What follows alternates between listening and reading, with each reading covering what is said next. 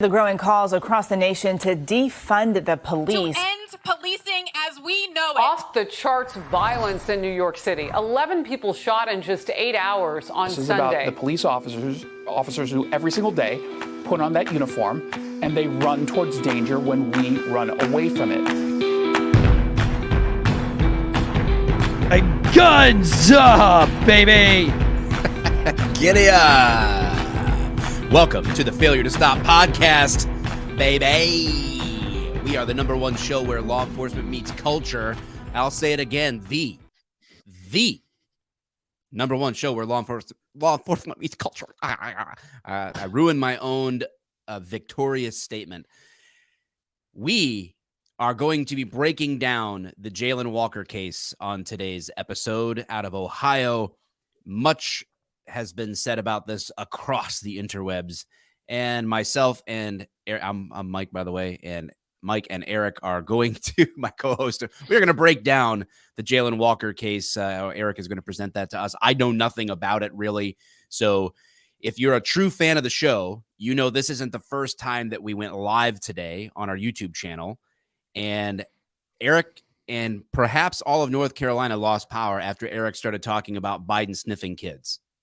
I don't know that it was a coincidence. Do you, Eric, did the FBI raid your facility when you started talking about Biden? Because your internet still looks as though it is circa 1998 and we are tuning in through Yahoo. So I don't know if the government is after you or what. Joe Biden is my president. He's doing a wonderful job.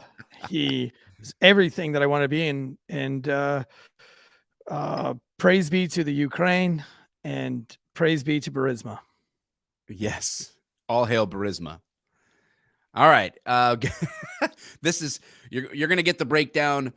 If you are just tuning in for the very first time ever to our channel, or if you are just hearing this for the first time, our flagship show is Fridays. We go live on YouTube normally at 11 a.m. Eastern time. We did for a little while, but we ran into power problems, and that we always break down a law enforcement related case on Fridays. And we did get a little Uvalde reaction that will make its own standalone video appearance on YouTube. We might even release it. Maybe we'll release it as a special. Maybe on Sunday or something like that on audio. We can actually release that section as a separate audio file too. Why not throw a little bone to the people, the peasants? Just kidding, Wolfpack. We love you all. We're the peasants. That's true. We are an unsponsored show right now. We are in no man's land. So if you want to support the show, the greatest thing you can do is subscribe to YouTube. If this is where you're watching it, you can subscribe or follow on Apple Podcasts or Spotify so that it automatically downloads, and you can tell someone about the show. You can leave a rating and review. You can be like Moist. What's his name? What's the one viewer that we had drop a review? Talking about the famous guy. No, not. Well, no, we have also, one review. Also, one correction: we do have one sponsor, Craig Dulesky. And we also have our private sponsor. We have sponsors starting in August 1st. So we're back with the sponsors come August 1st. Old Ghost Bed might be coming back, baby. Probably. No. Tyler says, did Ghost Bed ditch you? No. Ghost Bed did not ditch us. In fact, we've had a conversation with Ghost Bed, and it looks like they want to be. Well, I don't want to presume. I don't want to announce something that is not official, but we have no reason to not believe that Ghostbed will follow us into independent world and be our flagship sponsor. Okay. We have no reason to think that that's not going to happen, which is huge for us. It's huge that Ghostbed, a company like they are, would want to follow us, even though we didn't get to stay on the network, that they would follow us. So we do appreciate that. What's our one review here? I want to announce him as our t-shirt winner. Oh, Moist Ricky. That's it. Good old Moist Ricky. 5 stars, says moister than an oyster. This show reminds me of scissoring a cactus while sucking on some walnuts. I mean that in the most romantic way possible. And I don't know, Tansey, did you still have power when I said that was going to be the t-shirt guy? No. We're going to turn that into a t-shirt. Moist Ricky, reach out to us. I want proof that you're Moist Ricky, but I don't want any photo evidence or proof that you are Moist Ricky. And then we are going to get that T-shirt made up for you. Your 5 stars, your name, your So review. do I have to to wear a shirt that says moister than an oyster? Because I'm all in, baby. I will go anywhere wearing moister than oyster. If you and I ever go to dinner again at a nice fancy restaurant, I am wearing a moister than an oyster T-shirt. Well, good luck with that. That's a like moist is like one of those words that people just cringe. So walking into a restaurant with moister than an oyster would literally ruin like 25% of the human beings that are in there's appetite. And I think that's cool. Nice. All right. And then guys, also we were only one show for the week. We have 5 shows every week that we continue to put out. Thank you to everybody that continues to support us and listen. Thank you to our other hosts. You know, we've got myself and Dave on Mondays with the underpaid producer breaking down law enforcement related news, like just sharing it, smoking and joking about cop stories and news around the country on Mondays on Off the Cuff. Tuesdays, you get the Disruptors. BC and Ski are killing it, having interesting conversations, really showing the human side and the normalcy behind the badge. We got Night Shift on Tuesday nights live. The audio is Wednesday with Andrea and Eric, and they've broken records in the last week with their true crime stuff. It got crazy last week. I'm not going to lie. Almost at 7,000 Dude, views. that interview with PI Jim Terry is just nuts, man. The guy's whack. Whatever. You gotta hear it to believe it, see it to believe it. And then Thursdays, Eric is doing Last Call, giving you all the pop culture news you need to save that third marriage and sound like a normal person at the weekend barbecue. We've got lots of content coming your way. And if you want to support us, failuretostop.com, you can grab merch. We still have sticker pack stuff available, and you can become a member on YouTube, which has its perks. Join us in the Discord, unique live streams, all that stuff. All right. Time to shut up. Time to get at Jayland Walker, right? Yes, let's go. Let's talk about this Jayland Walker shooting. Now, just to kind of preface this to Quentin Tarantino, as Mike likes to say, this case is a gray area. Okay. This is a very weird case. And this is why I wanted to break this case down, because there's really 2 parts to the case. There's the initial traffic stop and what took place there. And then there is the incident after. But to Tarantino this, it's going to end in an unarmed suspect shot 60 times and over 90 shots total fired. And again, he was unarmed. And so there's a little bit to digest there, because we have to discuss what constitutes deadly force. How far can deadly force go? Is there too much deadly in deadly force? But also, we've got to break down the totality. Can someone become of the too incident. dead? Can somebody become too dead? What's reasonable? And it really is this gray area, and there is a real point of contention. And I would say I always say it with this show, and I've said it 1,000 times to the people that work around me. I say it's the little things that kill you. It's not the big things. It's the little things. It's the crappy internet that hurts us. It's the internet going down in the middle of a show that hurts you. It's the little things that kill you. You can do a lot of things right, but it's the one thing that you don't do that poisons the whole thing. And that's the difference between a professional athlete and an amateur athlete. A professional athlete throws the perfect football game with no interceptions. The amateur does everything right until the end of the game, where he throws the, pick 6 to the other team and they win. So in this case, you have a very great start to this ball game, but they couldn't pull it all together at the end, and it tainted the overall outcome of the situation. If you'll go ahead and pop up the first picture of Jayland, just to give you an idea of what this Jayland guy looks like. Now, Jayland does not have a criminal record. I couldn't find any nefarious photos of Jayland out there. I know that a lot of times, a lot of white wing or, these influencers that come out real quick and they'll say things. I did my own research on this, and I never found anything damning. Not to say that there doesn't anything out there that exists, but as far as I can see, that's not the case with Jayland. Jayland looks like he has a pretty clean record. Jayland's also going to be a door dasher and an Uber driver. And, that's not to say that, a lot of the left-wing people will say that he was, very successful and he was a DoorDash or an Uber. I think we could do with all that. Do with all that. We kind of see through that. So I don't want to confuse this with him trying to be some kind of a thug, because there's no evidence of that. There's also not really no real, proof that this guy is like overtly successful and is God's gift to the earth. So if we just get rid of those two polarizing statements of the guy and we just look at it as basically neutral, just like a normal guy from what I see, an average human being who was in a vehicle very early in the morning, Monday, as the news would put it, I would say that, let's just say the time. It was after midnight. It was about 12, I think it was, between 12 and 12:30 a.m. Now, my parents have always taught me, and I teach it to my kids, that nothing good happens after midnight.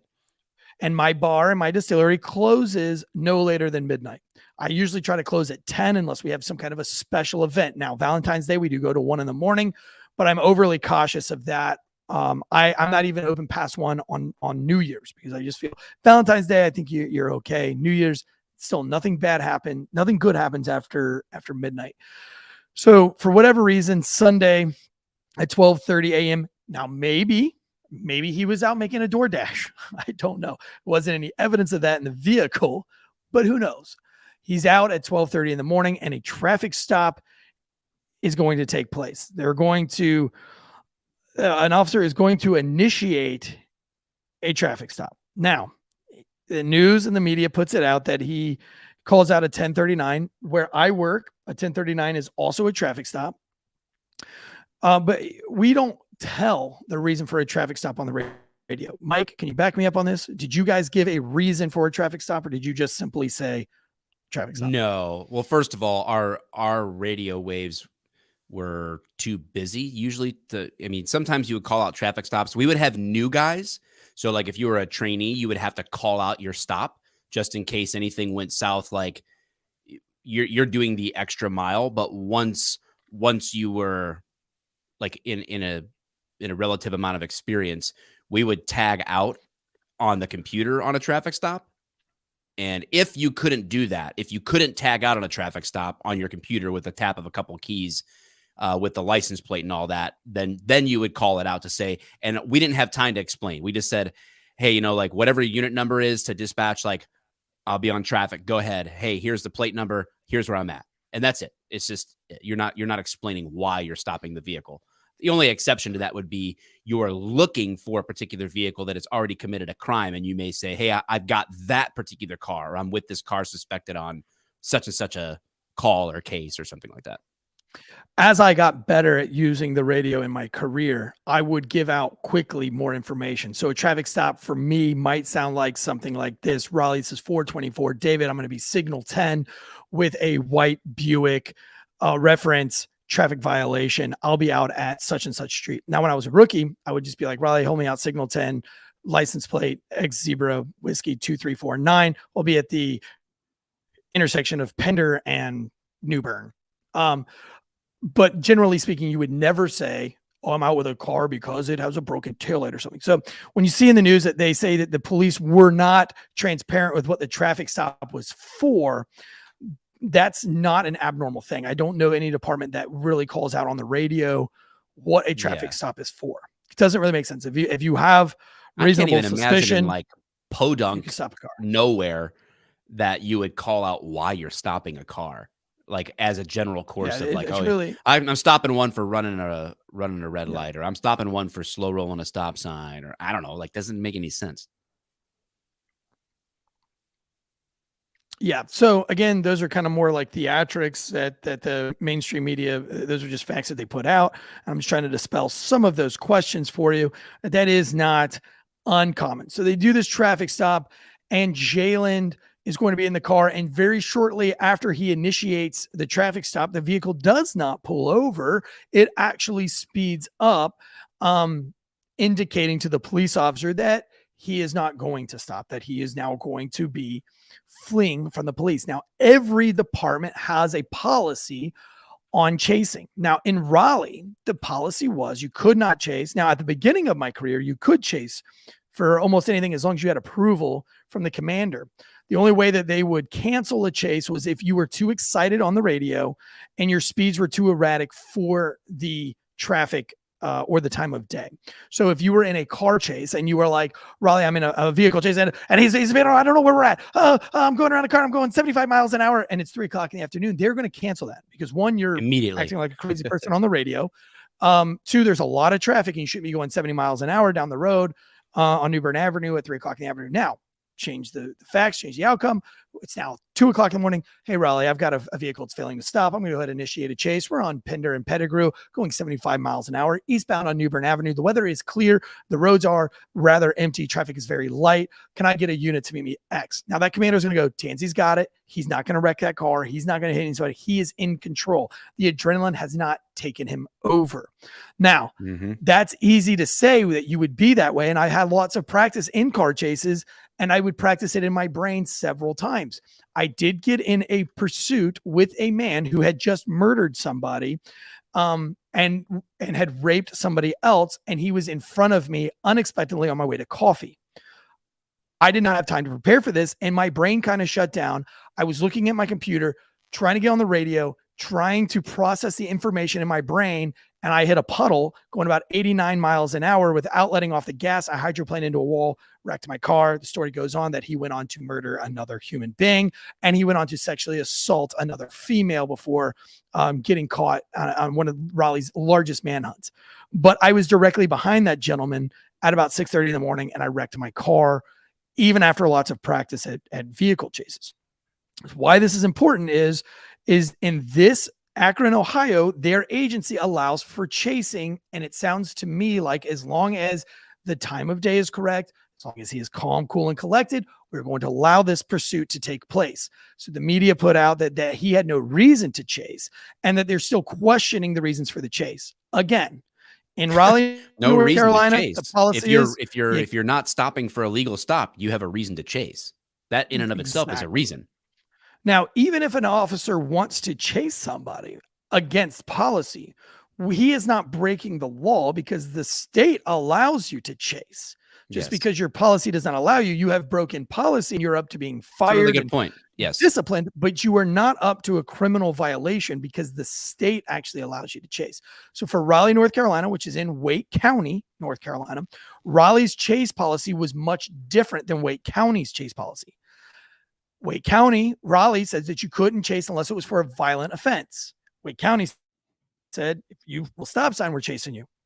State troopers in the state of North Carolina are chasing you until the wheels fall off. Doesn't matter what the thing is. So policy doesn't dictate the law, but the law does dictate the policy. So when you see that there's a lot of questions on why did they chase because a law was broken and that law was a traffic violation. Subsequently, he failed to stop and the police then initiated a pursuit. This pursuit is going to last about 7 minutes, which to be honest with you is a pretty long pursuit. I would say the majority of my vehicle pursuits were less than 1 minute and 30 seconds. Almost all of them, except for the one where I wrecked my own car, the vehicle's always wrecked. I worked in the inner city, Mike, so there was a lot of left and right hand turns, and almost immediately they would lose control of the vehicle and hit a telephone pole, wrought iron fence. I've had two people drive into a house, one drive into an apartment. So usually very quickly. Nice. In my area, just because there's not a lot of room to go fast. I had one on the expressway that started. Man, it started as we were getting on the expressway and ended literally on. So like where I was bordering the south side of Detroit where the chase started. And then we ended up northwest of the city, and Detroit's a big place. And so that was like 20 some minutes of a chase. And there was a lot of cop cars involved in that. Yeah. So now Raleigh, our policy was you could have 2 police cars and a K9 officer in pursuit with K9's backup. So a total of 4 cars could be involved in one of our car chases. Okay. Now I did get on one on the interstate. Those are a lot of fun. It went for a very long way. We went several counties over, and that was a lot of fun because I got to drive 100 miles an hour. Did your radio keep working? Minutes. No, it did not. And yeah, we lost like radio contact. We went onto the dark side of the moon in that long chase. We're just like, oh, we're in it now. We just felt so rogue. was like which two was of us from great our department. because Like, what? that's the best, right? Because then you're like, I had one of my best friends behind me. He was a K-9 officer. It was game on. Nobody could call it off from here. Plus, we had some state troopers backing us up. And he ends up wrecking his car, and that jurisdiction's K-9, ate him up, and I got to be there for all of it. And then I really didn't have to do a lot of paperwork because the use of force was on that agency. So I really got to drive fast for a very long way and not have to do a lot of paperwork. It's one of the very few times where I got to have a lot of fun and didn't have to do all the paperwork afterwards. So in this case, this pursuit is going to go 7 minutes, and he's going to get off on an exit ramp, and eventually he's going to end up in the parking lot. Now, the mainstream media puts it out that he parked in a parking lot. And then, of course, all the different outlets will say he was massacred or he was murdered, whatever. This car did not pull into a parking lot.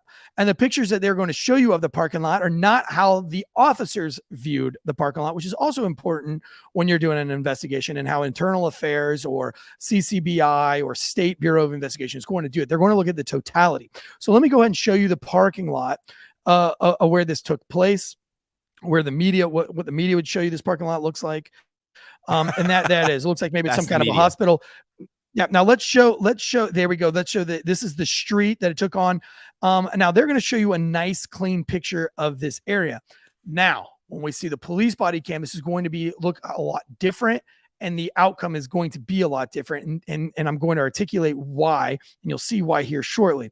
Let's go ahead and play the beginning of this car chase. What we're going to find out is very early on in the car chase. Well, I'll just play the video for you, and you can see for yourself kind of what happens. Pay attention to the tone.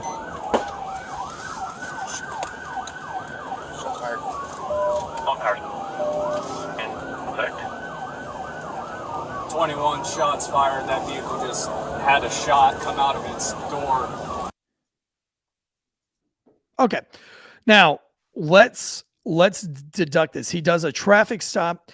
A shot is heard. You might not be able to hear it on podcast. We can turn. If you watch the YouTube video that Akron, Ohio put out, you can hear that pop, that distinguishing pop. And he sees this. He sees him shoot from the window, this officer. Notice how cool, calm, and collect this officer is. Now, I think the most senior man on this is going to involve 7 officers. The most senior man was at 5.5 years. The majority here are going to be at 2.5 years. And then there's going to be one at 1.5 years. Why this is important is you'll see that lots of veteran officers are gone. Veteran cops aren't putting up with what's going on in today's climate, and they're all leaving. Which is also another question I have about Uvalde is how many of those senior cops had left before that Uvalde case, and kind of were you kind of left with, the newer guys, the less trained guys. In this instance, I'm guessing this guy on the radio is 5.5 years. Maybe Akron, Ohio has a lot of crime. These guys have a lot of practice. I'm very, very pleased with his radio traffic, top tier radio traffic. Would you agree? That was with me on that? Yeah. Really solid. Very articulate. Yeah. No panic. No adrenaline. No, even after it wasn't like, because sometimes you'll hear guys and it'd be like, calm, calm, calm. Shots fired. Like, and then it like, boom, escalates. He's like, hey, they just took a shot at us. Like just he's firing around from the vehicle. It's like, it's so calm, so factual. And like if I'm on the desk as the sergeant or lieutenant, in charge of that radio traffic, making the decision, I'm like, all right, okay, here's what's happening. This guy's he sounds calm and in control. Now, I've been on many cases, and I'm sure later on in life we'll have other people that I've worked with come on the show, and they'll tell lots of crazy Tansey stories because there are lots of them. But there are times where people would call me after the case and they say, hey man, I came to you so fast because I could tell in the tone of your voice that something wasn't right. Now, there are things that you just don't prepare your mind for, and things can happen. Yeah. For an example, one time I was giving medical aid to somebody. Nobody was shooting at me. And nothing was overtly going on, but the man was dying before me, and there was a panic in my voice, and I was not knowing, but I was actually yelling on the radio for ambulances to step it up and to hurry. And that made other officers think that I was in some kind of inherent danger. And so the whole entire city erupted, when really I just needed an ambulance very quickly, because in my brain, being shot at or being in a car chase, I've played those scenarios in my brain enough times that I can calm, cool, and collect to work my way through those scenarios. But I had not practiced having an innocent victim dying before me and me really not knowing what to do or how to stop it because he had more holes than I knew what to do with. And I, obviously we're going to try to stop the bleeding first, and then we're going to go with the breathing, bleeding, all the things. But when you're literally sitting there and watching somebody's armpit kind of flow like a water fountain, you forget a lot of stuff. And so every situation can dictate what an officer's adrenaline level. You just don't know what's going to happen. And in this case, at this moment, doing great. Let's go ahead and keep playing this video. If you go on to the next one where we see the shot being fired from the car. So this is a very hard video to look at because it's going to be the intersection from pole cameras, but you'll see the cop, you'll see the car, you'll see a flashlight coming out of the window, and then you will see a flash of light. Now, some people argue that it's a flashlight. I argue that that is the flash of a bullet. Could be either or, but there was no flashlight recovered.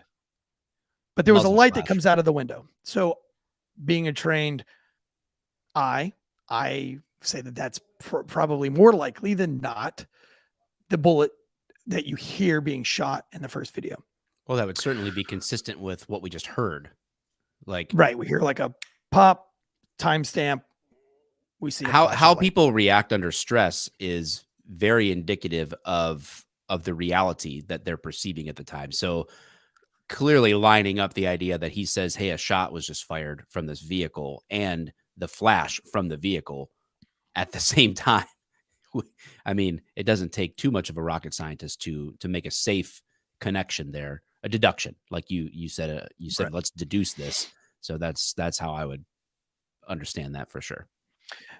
A really good point of this. And let's just play that video one more time. And I want you to listen to this. After he says where this is going to prove my point, once he says, I've been shot at, listen to the RPMs in the vehicle.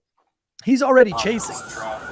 But just saying those words had a psychological effect on what the rest of his body does. So go ahead and play that and listen to the RPMs of the vehicle. 21 shots fired. That vehicle just had a shot come out of its door. Did you hear that as he's talking? His foot, the adrenaline of just saying the words, he shot a fire. A shot was fired. His foot is hitting the gas, and that's adrenaline starting to course through those veins. And after you've been in enough of these situations over and over again, you start to notice these like psychological anomalies that are going on, and they all play a big factor in all of these cases, which is why a lot of these cases aren't just black and white. There's a lot more that goes into it than just the 2-second clip that you see on mainstream media. So let's go ahead. We saw the flash of light. They're going to chase this man for 5 minutes after that shot was fired. All the media outlets, which say all the same things, say that they hit high speeds on the freeway going through both downtown and residential streets. And then they notice that they don't put the high rates of speed on the highway because then that would show how fast that the suspect is going. But if they put the speed in the residential areas, it almost shows how reckless the police were for continuing the chase. So they'll mention the high rate of speed in the residential area. They won't talk about it on the freeway, going through both downtown and residential streets at more than 50 miles an hour. It ends at the Bridgestone Tire Company's office complex near a large park. Walker rolls his car over a curb and onto a sidewalk due to police car road blockage. Okay, so they're saying that because of the police tried to block him, that is why he didn't pull into the park. I don't know what the rhetoric is there. I think that, again, there's a lot more to that. I think you could just say that he rolled over a curb into the grass, exited his vehicle, and ran. So he is going to roll up into the grass to try to flee around the police officers. At this point, the police they're going to try to pit him in the car to where he can't get the door open. It's not going to stop Jayland. He's going to exit out the passenger side of the vehicle. Now, why is this important? It doesn't matter how many car chases or foot chases you are in. There are things that happen that you don't expect. And that is going to change the course of how things go. For instance, I got in a foot chase with a bank robber, a man who just robbed a bank.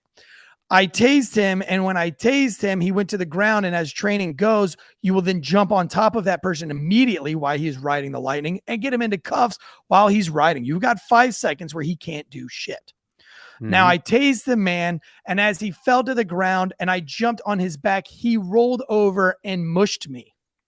Mushing being that he took the palm of his hand and he put it up into my face. Right. Now panic set in because my mind said he must be blocked by some kind of drug because I just tased him. And normally when I tase somebody and I jump down on top of them, they do not roll over and they do not mush my face. Right. And so I rained a heavenly blow of haymakers, a heavenly rain of haymakers down upon this man's face until he gave up. And then I handcuffed him. Point being here is that I did not know what to do once he mushed my face other than let's just punch him into submission. That's one way. So when you go to pit a door and your mind says, okay, he's not going to be able to get out of this door and I'm going to get out and I'm going to use violence of action, not violence, but the violence of action, yelling, screaming, pointing my guns at it. That's why drill instructors yell at you and come at you with a violence of action because it's stunning and you don't know what to do. You're looking up, you're looking down, you're looking left, you're saying sir instead of drill sergeant. It's chaos. It creates a chaos, but it distracts the man from being able to think in his brain to shoot a cop.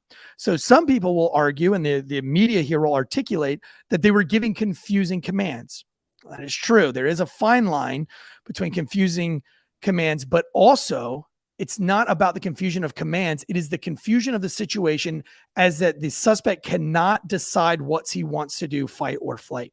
So if I'm screaming at him and yelling at him, I'm throwing my guns in his face with a violent force of action, he is now confused on whether he wants to shoot me or run for me. And that minute, that millisecond of time gives me the opportunity to grab him by his hair and yank him to the ground or get his arms behind his back or get that shot off before he raises his gun. So it's not about the confusion of the command. It's the confusion of him being able to hurt you or make that decision to hurt you. Mm-hmm. Okay. So what's going to happen here is that the police vehicle is going to attempt to maneuver his vehicle into keeping the man from opening his door. And Jayland is going to exit out the passenger side. I'm going to show you that here. And then you're going to see a complete tone in everybody's voice, including the man who's driving the vehicle who had the most calm and collected things. It's because something else happened.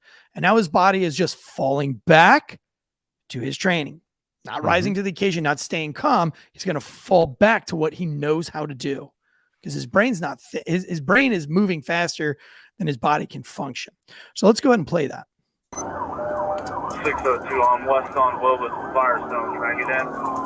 Great radio. We're still westbound on Wilbeth. We're passing Evergreen. We're heading towards Maine. Looks like we have some units up ahead at the intersection of Maine. Great articulation. That's He's in control. The vehicles that cause him to turn and go to the He's parking lot at slowing night because down they here, blocked slowing him. down. Stop. It's your fucking hands. It's your fucking hands. Don't you fucking move the car. Okay. Fucking move. So go ahead and pause it really fast for our listeners and not our viewers. So what happens is this is where things are going to go wrong. He's trying to use this violence of action. The young man opens the passenger door. Another officer is going to try to attempt to close that door. And now chaos is going to ensue because this is not going to plan. Wait, the driver's side door or the passenger door? The driver's side door opens as if he's going to get out the driver's side door, but then an officer is going to pull his car close enough to where that's going to be rendered impossible. Gotcha. What normally would happen here is the guy would shut the door and put his hands in the air and give up. Okay. Right. That's what a reasonable person. Now, this is not a reasonable person because he's running from the police, but even a reasonable person running from the police, 9 times out of 10 in a situation like this, they're going to put their hands up. It happens a lot. I have chased people and they've been a lot faster than me for the first 400 meters. And then when they start to slow down and I say, hey man, you're about to get popped in the back with a taser, or I'm going to let a dog go. They'll go, all right, I'm done. That's what happens 9 times out of 10. But this guy is not giving up, which is not normal. That's not typical behavior, which sends off all your spider senses. Like now you know something is wrong. He shot at me. That's not normal. Now he's tried to get out of his car, which is pretty normal. But now he's shutting his door and now he's getting out the other side of the car, which is not normal. And now we notice that he is wearing a balaclava, which is a mask. Let's go ahead and put the picture of the balaclava up real fast. We're allowed to jump. Balaclava. Now look at this picture here of him exiting the vehicle. Now, one, we don't know the color of this man. So anybody that says that it was racism, I don't know how you could be in a car chase and be on a traffic stop and know that that First is a of black man all, or a I'd white like man. to say if you're not driving with a balaclava, you're missing out because there's no better way to drive around town. Also, I just feel he's like wearing I can just do whatever I want. Nobody knows who I am, how I'm driving. They can't pin it on me, man. You feel like that British SAS guy? Like I'm best SAS. way. Yes. Yeah, exactly. So now remember, this is June 27th. What is the weather in Akron, Ohio on June 27th? I don't know. I hate Ohio. It can't be so I'm not cold, sure. right? It can't be cold. But this gentleman is wearing long pants, a poofy dark jacket, and a full balaclava pulled over his face. You do not get to know the color of a human being when you're in a car chase and they exit the vehicle at that speed and take off running with those clothing. I promise you're not seeing the color of his hands. Most people that enter their palms are white anyway. So I guarantee you, I will almost promise you that nobody knew this gentleman was black or cared. So at this point, there is no racism. There's no evidence that there's a relevance of race in this at all. Like that hasn't even entered my own mind as a predicting what people would be upset about this for, because I don't know, like how people are wondering what I don't think anybody's race made them fire a shot out of their vehicle while in a high-speed pursuit with the police. I don't know. Yeah. People want to know what a balaclava is. A balaclava is like that ninja mask where it like goes over your head and then over your mouth. It's like a black ninja mask. How about that? We'll just call it a black ninja mask. What you would see terrorists holding hostages, a hostage taker's mask type deal. Ski mask. There you go. Except it's not the ski mask with the holes in the eyes. It's what the terrorists wear behind, in the background when they make the hostages talk to the camera. If you do want to talk about biases and police biases, if I see a man in June running from me out of a vehicle who just shot at me and he's wearing a terrorist style mask, in my brain, I'm thinking this is the worst of the worst, because that to me, I'm chasing Al Qaeda. On its face I'm chasing Al Qaeda. Like, it's not, nobody's driving around in June with a full dark colored poofy jacket, long pants, and a balaclava around their face, firing guns out at the cops. That's how you go home from the movies in Akron. In Akron, Ohio, that's how you go home from just a normal night out. I guess. You want to go to Ruth's Chris, grab a nice steak. Don't forget your balaclava. It's cold in there.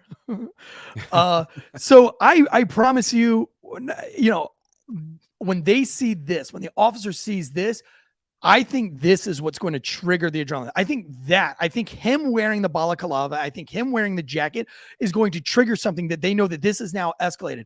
He has escalated, and I don't care if you think it's fair or not. It's just human behavior. The way he's wearing, it's like when people see a pit bull and they're scared of a pit bull versus a golden retriever because of the way they look. Yeah. It's an uncontrollable fear. It doesn't matter if that's right or wrong. When you see a man jumping out of the passenger side of a vehicle at the totality of circumstances with a balaclava on, you're going to be like, oh, it's on. Oh, it's on. And this dude's going down. And there's a switch that's going to flip where you say, I'm living and this bitch is going down. Sorry. But if you have a warrior mindset, if you have a survivalist mindset, not protector in this case, but a survival instinct, you're like, no, not today, Al Qaeda. Not today. Let's go ahead and continue this video. Don't fucking move! Don't fucking move! Show me your hands! Show me your fucking hands! Taser is deployed. He is running. Now, I'll go ahead and pause it. Pause it. Now, when you say deployed, do you mean it got out, or did they actually fire the taser? They fire the taser. Okay. Fire the taser and miss right out the door. His body was facing the officers coming out the door. Now you're gonna have 7 officers spanned out. They're not in file, but they're more like in a rank. They're kind of like arm's length away, chasing this guy. There's no communication, but all of a sudden, everybody's guns come out. Now, I have chased people before that were having a gun and they try to throw the gun out. Now, listen to this.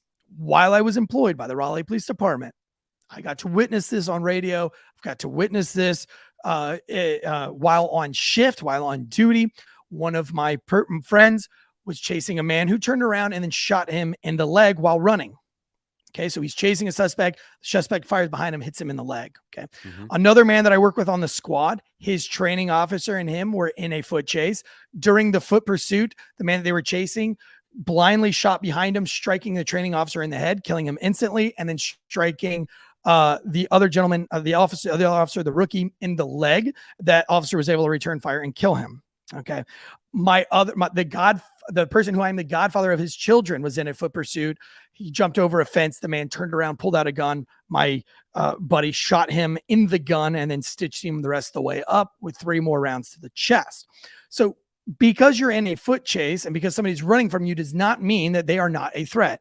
Now, I only worked in the police department for about 7 years, going on 8 years. And that's, 4 instances of somebody being shot during a foot pursuit in that time span, just in a foot pursuit. So it can happen.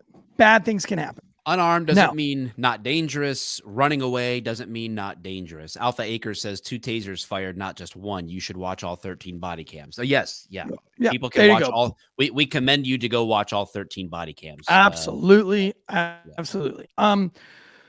So two tasers go off. Again, your adrenaline at this point is through the roof. You know it's going down. You know that this is bad. And plus you're seeing all the people around you. You're kind of feeding off of their energy as well. The gentleman, I don't know what he did because none of the videos really are clear. But I'll say that nobody was talking to each other. None of these cops said, hey, he's reaching for this. No cop said, hey, I think he's doing this. No cop said he has a gun. Nobody said anything except stop, get on the ground.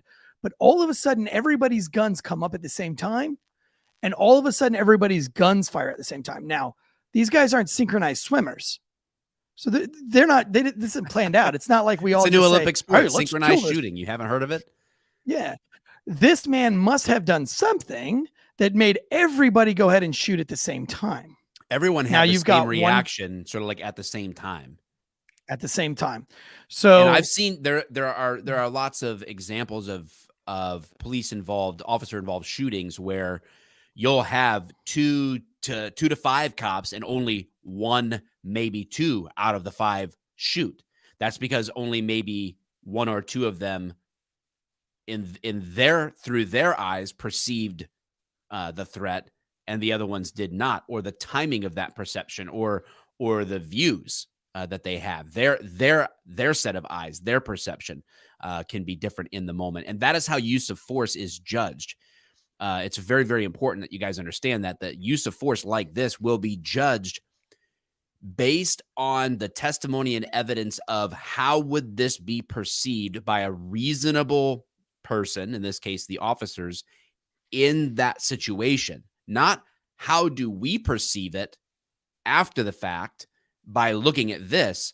How would a reasonable person in the position of this officer doing their job have perceived an action or a circumstance? That's very, very important.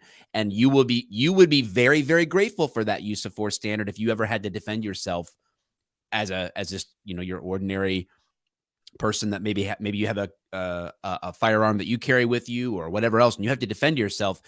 You won't want the rest of the world to judge you based on their post-incident impression. You will want to be judged. You will want to be tried based on what a reasonable person would have expected based on your perception of that incident. It's absolutely correct. I couldn't said it better. What these guys perceived simultaneously, it's also important to note that there's 7 cops. Now, these 7 cops may or may not work the same area. They could have been coming. It's a car chase that lasted 7 minutes. So you don't know if that's going into neighboring districts. 7 cops on a police department, very unlikely that these 7 cops are best friends outside of work.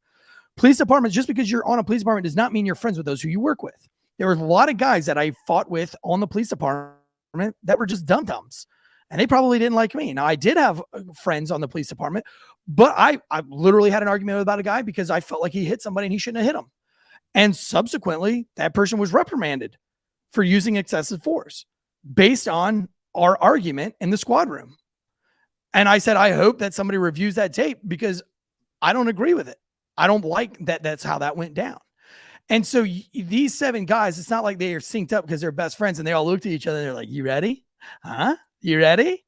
And let's get to work. Okay. Now, I can't explain what's going to happen after this video. I don't have a reason, and you'd have to hear from each individual person on what that reason is. But let's also put this in mind. There's a lot of questions to be asked. We don't know what the call right before this traffic stop was. The media might just be saying that this was a traffic stop when in reality, the call that came out minutes before that was that there was a robbery of a Sheetz gas station.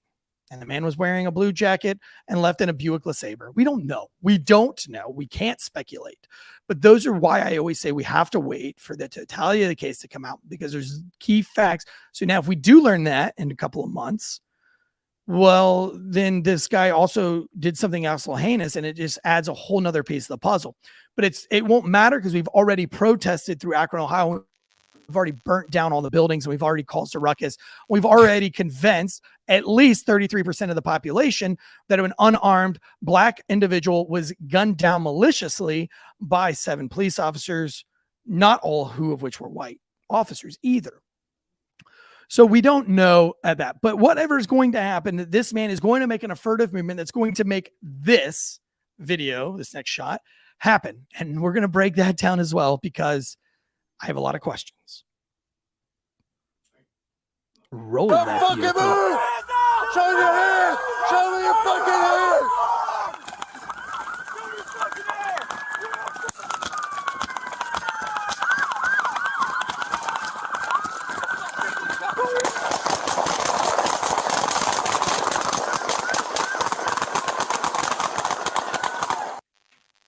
Okay.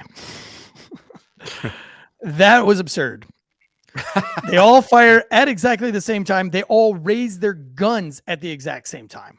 So there wasn't like one guy raised his gun, then the next guy, and they're very spread out. Everybody's going to be hyper focused.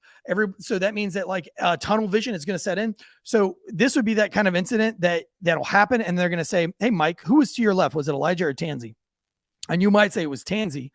And I might very well have just been on your left and not your right, because your tunnel vision had set in so much that there's no way you're going to know which officer was to your left or which way to your right. You're probably not thinking on a swivel, not in a foot pursuit like that.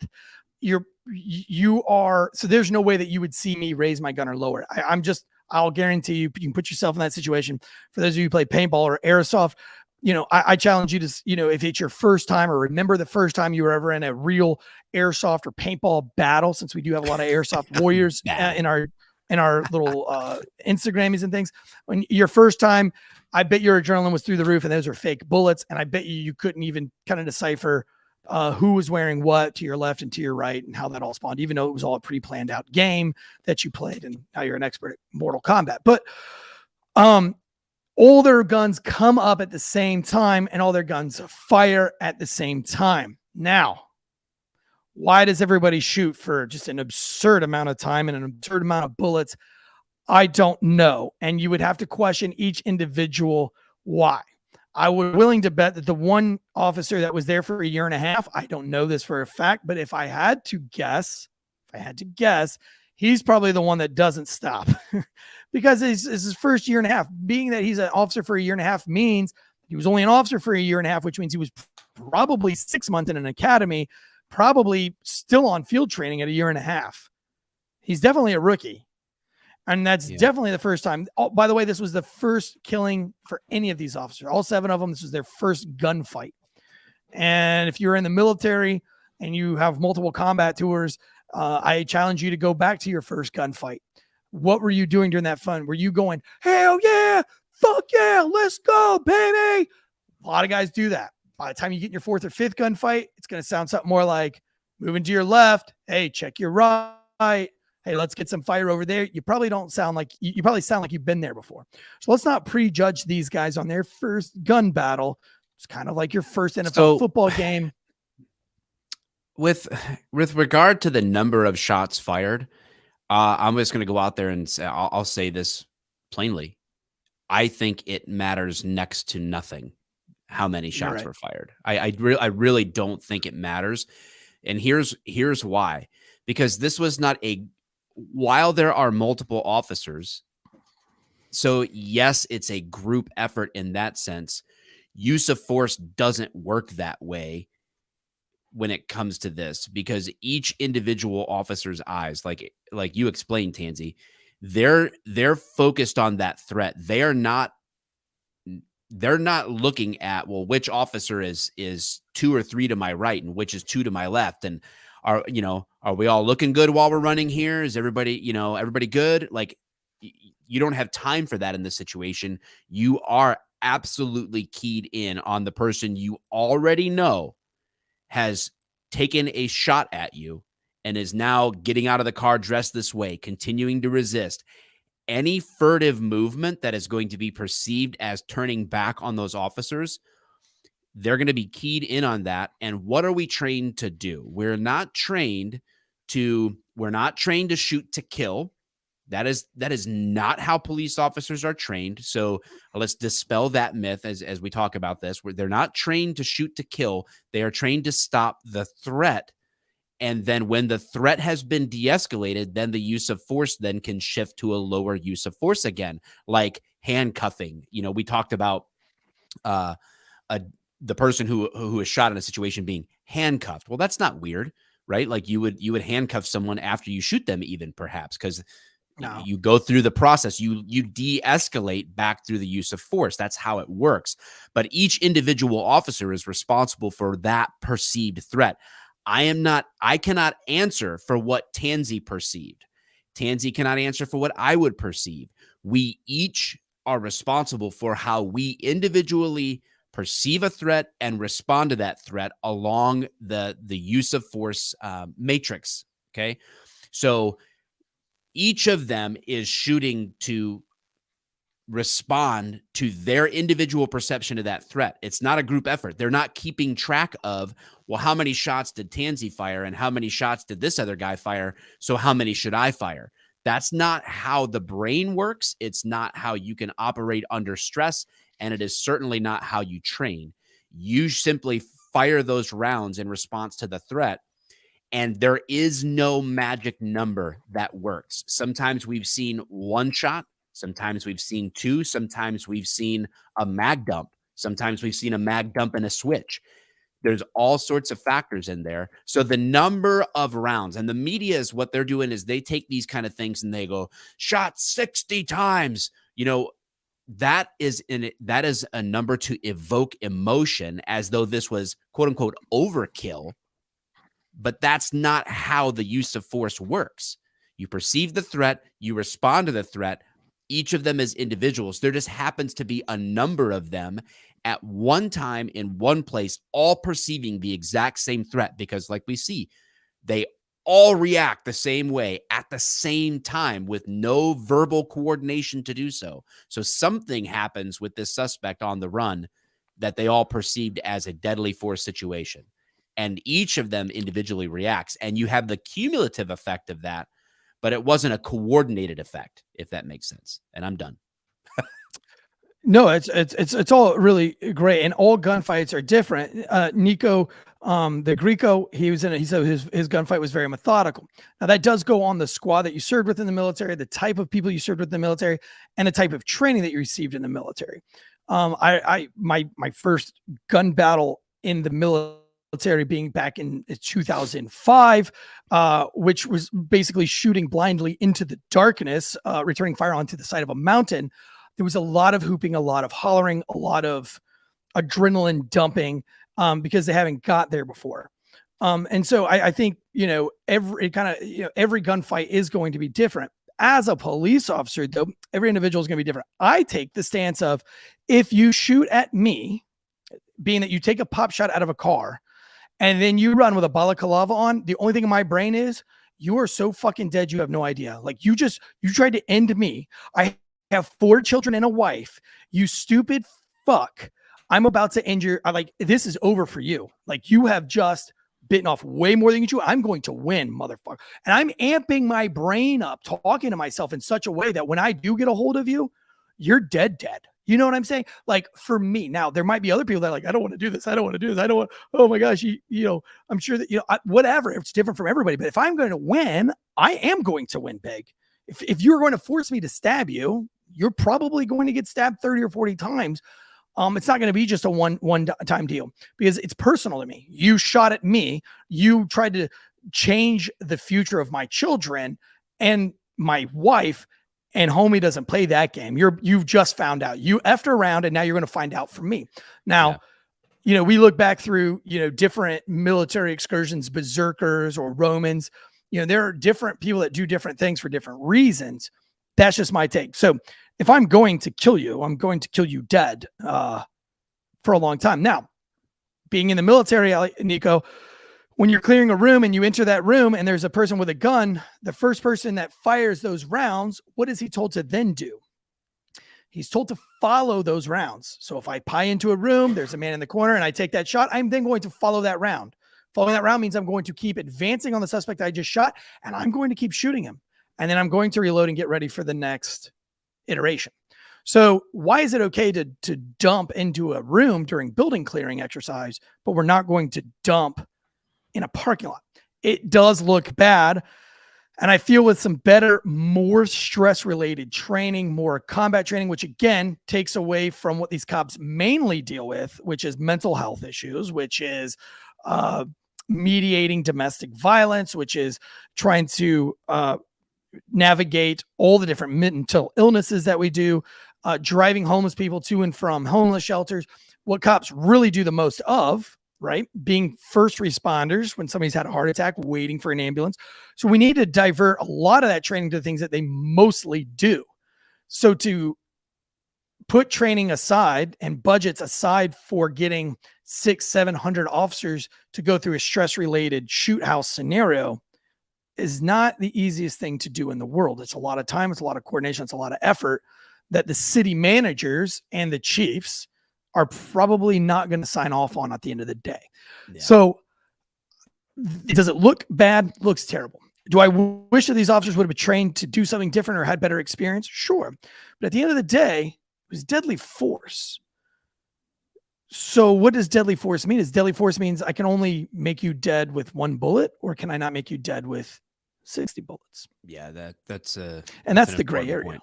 So there's a couple of things going on that I want to address in the chat. Somebody talked about, well, wouldn't they have, playing devil's advocate, would they have possibly known his race from running the license plate?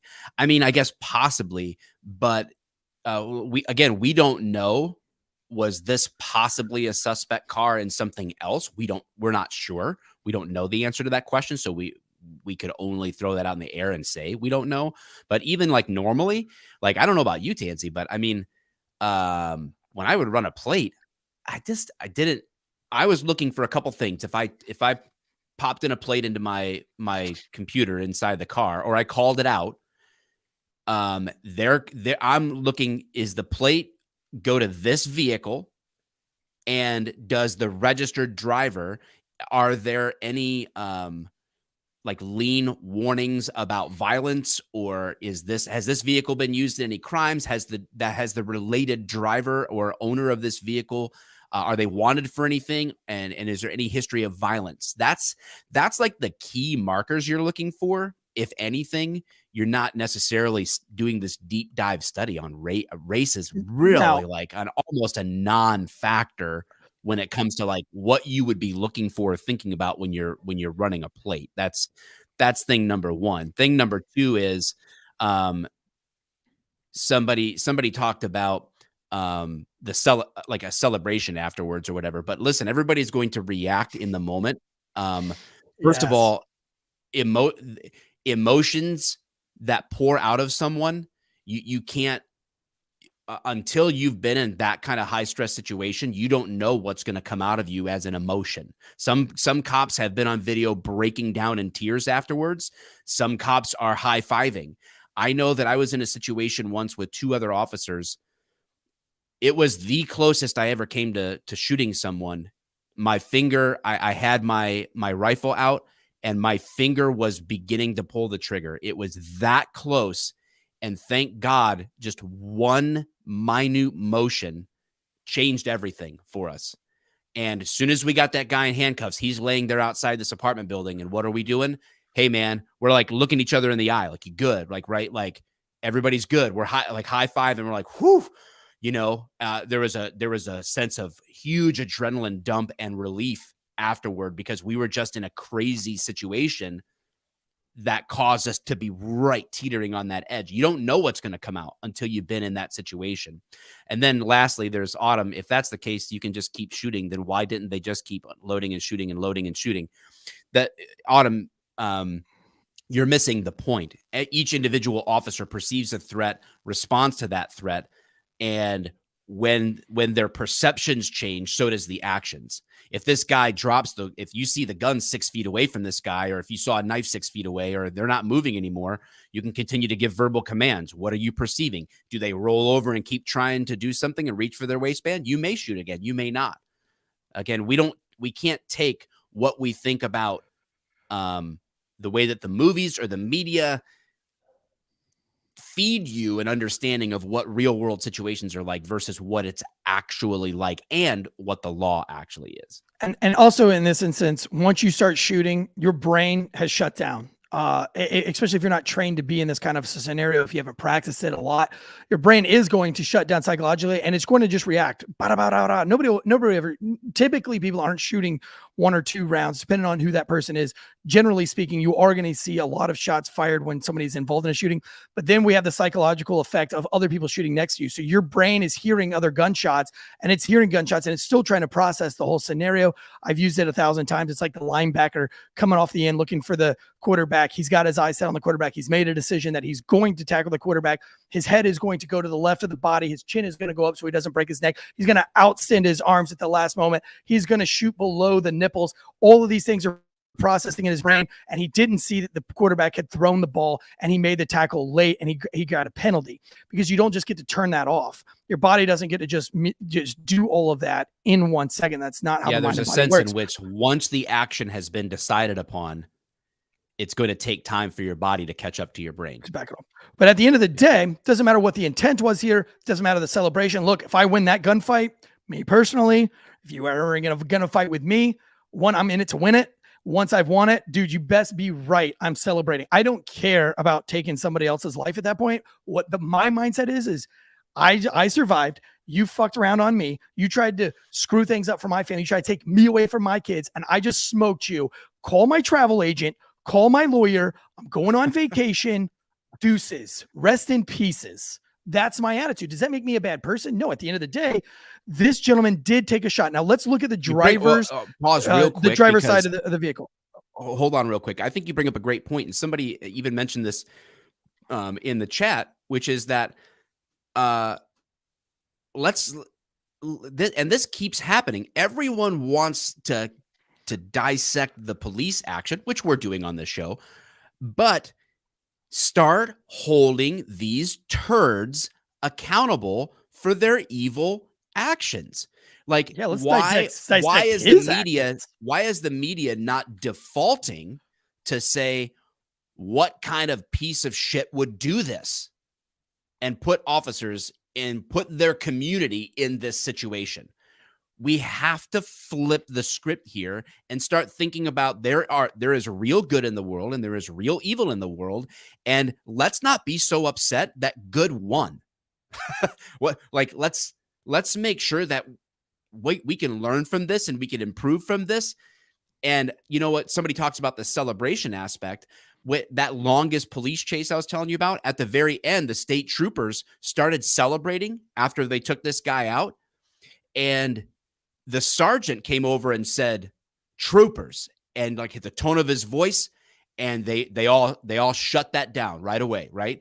Yeah. There was the voice of reason and experience, like bringing that back in. But that's because that guy had been there and done that a bunch of times. You mentioned already, these guys were all relatively inexperienced. I mean, they probably all had a lot of experience in terms of their time on the job. I'm not taking away from that. But what I'm saying is you didn't have like the salty veteran calling them into like helping guide them through a situation that he had already been through before. This is an all brand new experience for every single one of those officers. Yeah. Autumn says, I hope she's joking. My dad was in World War II. I think I have a pretty good picture of real war. Ooh, I hope that's a joke. I hope she was being funny. That can't be. You can't. That she's not. That can't be a real. That can't be a real statement. Autumn, good it's job. Really, you win. Listen, she's got to be the kidding. chat. I don't think she's trolling. I think she's being sarcastic. I'm going to give her the benefit of the doubt that she was being sarcastic there. That way I don't have to just berate her and roast her on this thing. But if you do want to see what real, and this is from a very high esteemed airborne unit, in Afghanistan, these guys have some of the best training in the world. They're very highly decorated infantry airborne paratrooper regiment. Go and watch Restrepo. There was a combat recorder that recorded their entire deployment, which is a very tragic deployment. They lost more than anybody else, and they were in more gun battles than anybody has been in since the Vietnam War. And you can absolutely see fight or flight. You can see the emotions. You can see where one gentleman is very weary about blowing people up with 40 mics, and he's very callous to it. But his mother never allowed him to even own a squirt gun. And now he's 19 years old, smoking dudes and misting them with 40 millimeter grenades and having to psychologically process that he literally just misted a human being with a grenade launcher. And he wasn't even allowed to play with a squirt gun when he was a kid. So everybody's different. Everybody has different upbringings and everybody's in it for a different reason. Let's go ahead and show, because I know you got to get on another podcast, Mike.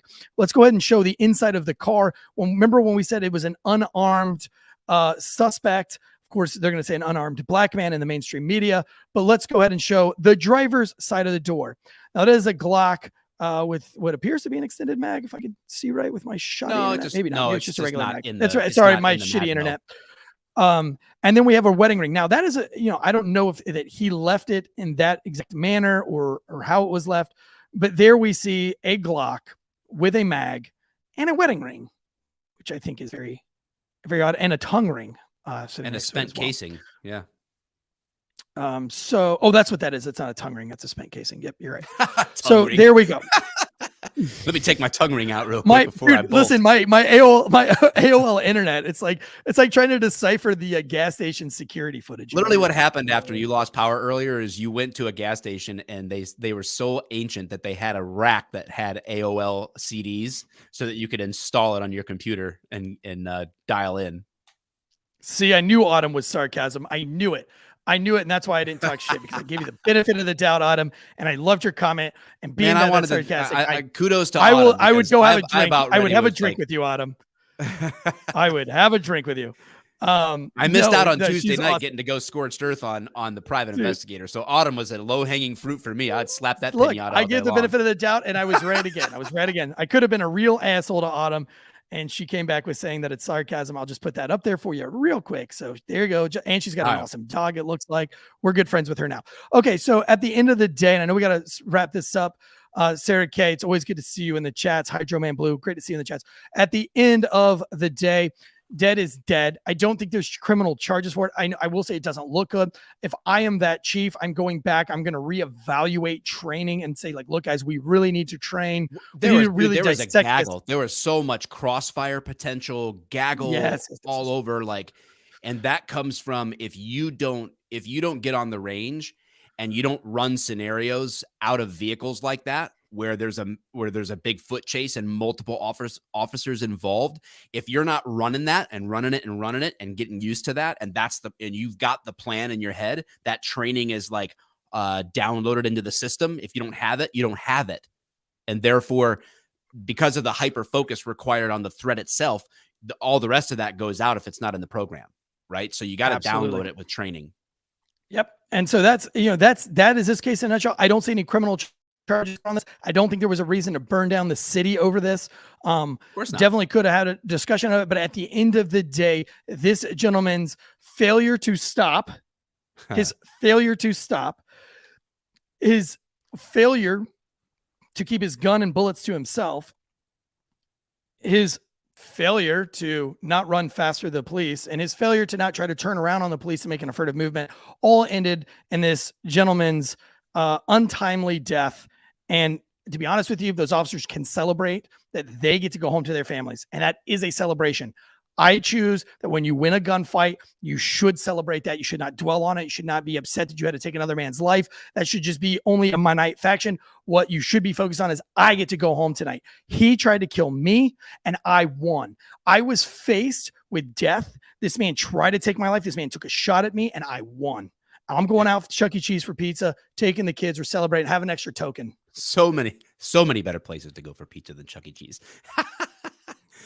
All right. Well, dude. All right, guys. Awesome. Another case has been broken down.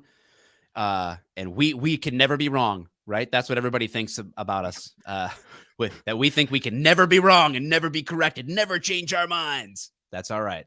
We'll just keep on. Failure can't stop, won't stop, guys. Can't stop, won't stop. Guns up, giddy up. Thanks to all who listened. Apologize for all the tech issues today, but hey, we got an extra Uvalde episode out of it coming at you this weekend. Listen for it later.